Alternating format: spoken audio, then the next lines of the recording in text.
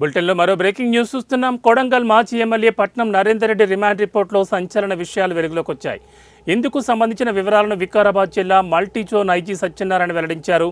లగచర్లలో collector వాహనం సహా అధికారులపై జరిగిన దాడి ఘటనలో A1గా మాజీ ఎమ్మెల్యే పట్నం నరేందర్ రెడ్డి ఉన్నారని ఆయన తెలిపారు.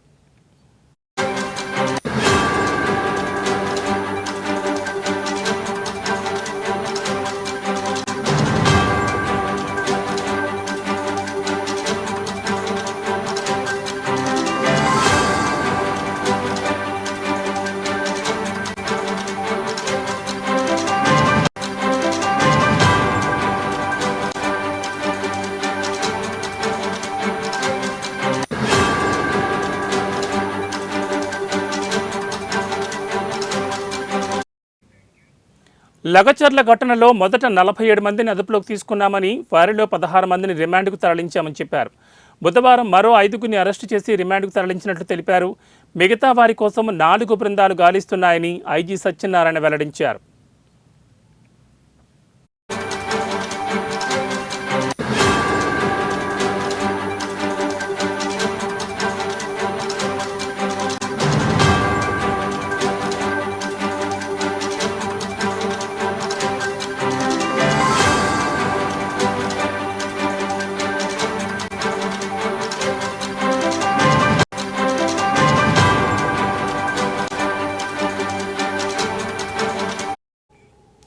అధికారులను తప్పుదోవ పట్టించిన సురేష్పై గతంలో కేసులున్నాయని ఆయన తెలిపారు.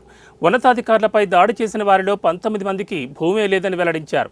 కొందరికి భూమి ఉన్నా భూసేకరణ పరిధిలోకి వారి భూమి రాదన్నారు. నిందితులు హైదరాబాద్ పరిసరాల్లో ఉన్నట్లు సమాచారం ఉందని తెలిపారు. చాలా మంది రైతులను విచారించి వదిలిపెట్టామని ఐజీ సత్యనారాయణ చెప్పారు. లగచర్లలో ఉన్నతాధికారులపై దాడి ఘటనలో మాజీ ఎమ్మెల్యే పట్నం నరేందర్ రెడ్డిని కొడంగల్ కోర్టులో హాజరుపరచగా న్యాయస్థానం 14 రోజుల రిమాండ్ విధించింది. దీంతో నరేందర్ రెడ్డిని చర్లపల్లి జైలుకు తరలించారు. దీంతో నవంబర్ 27 వరకు ఆయన జైల్లోనే ఉండనున్నారు. కాగా నరేందర్ రెడ్డి రిమాండ్ రిపోర్ట్లో కీలక విషయాలు వెల్లడయ్యాయి.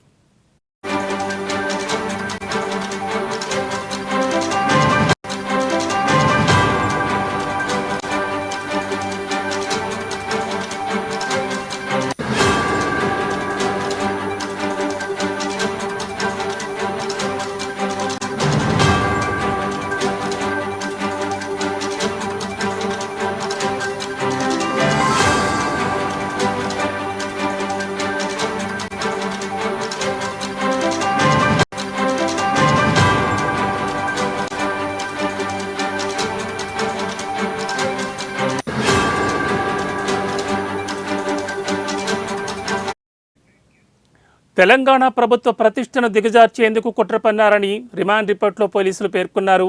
బీఆర్ఎస్ వర్కింగ్ ప్రెసిడెంట్ కేటీఆర్ ఇతర ముఖ్య నేతల ఆదేశాలతోనే దాడికి వ్యూహరచన చేసినట్లు వెల్లడించారు. నరేందర్ రెడ్డి నేరపూరిత కుట్ర రూపొందించాడని, ముందస్తు ప్రణాళిక ప్రకారమే అధికారులపై దాడికి తెగబడ్డారని రిమాండ్ రిపోర్ట్లో పేర్కొన్నారు. ఈ ఘటనలో కీలకంగా వ్యవహరించిన సురేష్కు తరచూ ఫోన్ చేసినట్లు నరేందర్ రెడ్డి అంగీకరించారని రిమాండ్ రిపోర్ట్లో పోలీసులు తెలిపారు.